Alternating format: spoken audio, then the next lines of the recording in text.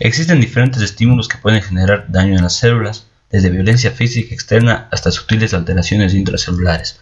A todos estos estímulos lesivos los podemos agrupar dentro de una de las siguientes categorías.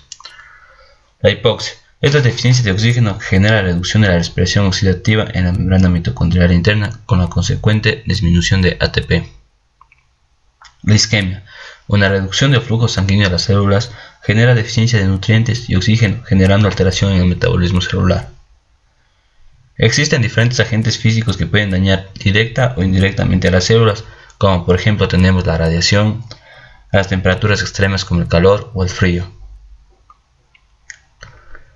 La lista de sustancias químicas y fármacos que pueden producir lesiones celulares resulta inabarcable, como por ejemplo sustancias sencillas como la glucosa o la sal en concentraciones hipertónicas resultan ser lesivas. Varios microorganismos pueden causar daño al ADN, los diferentes tipos de virus. También tenemos a hongos, bacterias y parásitos que causan daño por distintos mecanismos. Las reacciones inmunitarias causan lesión celular mediante la formación de complejos antígeno-anticuerpo que son lesivos para las células. Trastornos genéticos como alteraciones cromosómicas y mutaciones genéticas específicas. Las alteraciones morfológicas de las lesiones celulares. Toda lesión celular, independientemente de su magnitud, conduce a la pérdida de la función celular. Las lesiones se dividen en dos tipos, las reversibles y las irreversibles. Las lesiones reversibles se caracterizan por dos cambios, el edema celular y el cambio graso. El edema celular se presenta en las células que no pueden mantener la homeostasis iónica e hídrica, lo que da lugar al paso de iones desde el lado extracelular hacia el intracelular con la consecuente acumulación de líquido intracelular. El cambio graso se manifiesta mediante vacuolas lipídicas citoplasmáticas. Se encuentra en células implicadas en el metabolismo graso, como los cariocitos o hepatocitos, como en la presente imagen. Y las lesiones irreversibles. En estas se implica el denominado proceso llamado necrosis. La necrosis es un proceso de muerte celular caracterizado por la falta de integridad de la membrana celular, extravasación del contenido intracelular y aparición de la inflamación.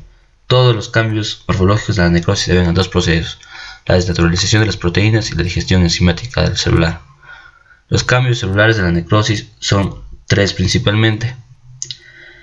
El primero es la aparición de células eosinofílicas que se ven de color rosa con la tinción de hematoxilina y eosina y se debe a la presencia de proteínas desnaturalizadas en el citoplasma. Un segundo cambio es el aspecto cristalino debido a la pérdida de glucógeno y vacuolización del citoplasma.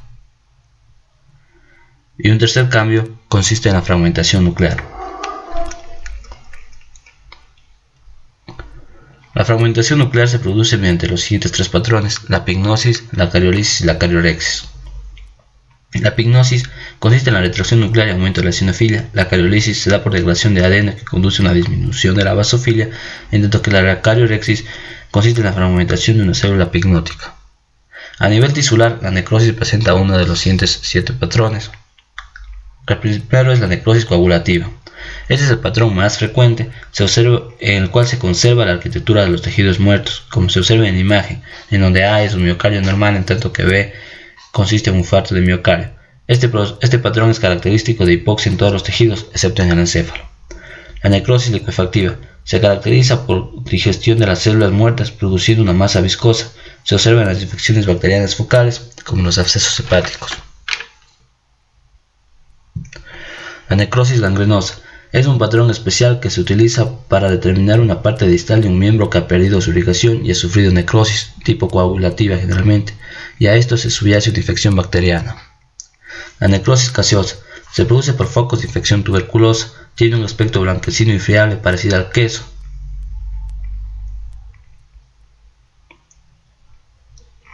La necrosis grasa se refiere a áreas focales de destrucción grasa, debido a la liberación de lipasas pancreáticas que separan los ésteres de triglicéridos dentro de los adipocitos.